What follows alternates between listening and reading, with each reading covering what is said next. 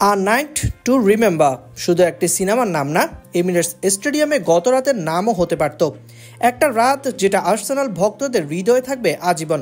একটা রাত যেখানে ডেকলান রাইস করলেন এমন কিছু যা এমবাপ্পেও এখনো পারেননি।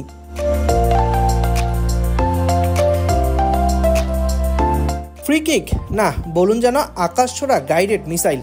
58 মিনিটে প্রায় 30 গজ দূর থেকে রাইসের ডান পায়ে সেই বাঁকানো শটটি শুধু জালেই ঢোকেনি, ছেদ করেছে বাস্তবতার সব সীমা।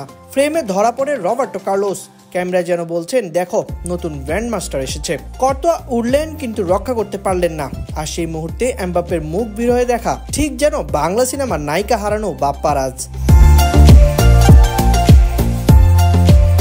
70 মিনিটে আরেকটা ফ্রি কিক, দূরত্ব এবার 25 গজ। একটা চ্যানেল রাখা হলো রাইসের জন্য, আর রাইস এবারও বেকহামের মতো স্টাইল, গতি আর নিশানা, কিন্তু ভেতরে যেন ভূতে পেল তাকে। একটা শট যেটা পোস্টের ক্রসবারের কোণ ঘেঁষে জালে ঢুকলো, একেবারে স্নাইপারের গুলির মতো। ডাগ আউটে আর্তেতা আর ওটেগার যেন বিশ্বাসই করতে পারছিলেন না একজন ডিফেন্সিভ মিডফিল্ডার এমন জাদু দেখাচ্ছেন। 2003 সালে বেকহাম করেছিলেন, 2025 সালে করলেন রাইস।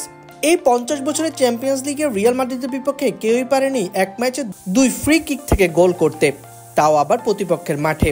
আর আর্সেনাল, তারা তো শুধু ম্যাচ জেতেনি, তারা ইতিহাস লিখেছে। বেন্ড ইট লাইক রাইস এখন থেকে শুধু একটা কথা নয়, এক রাতের গৌরবময় কিংবদন্তি।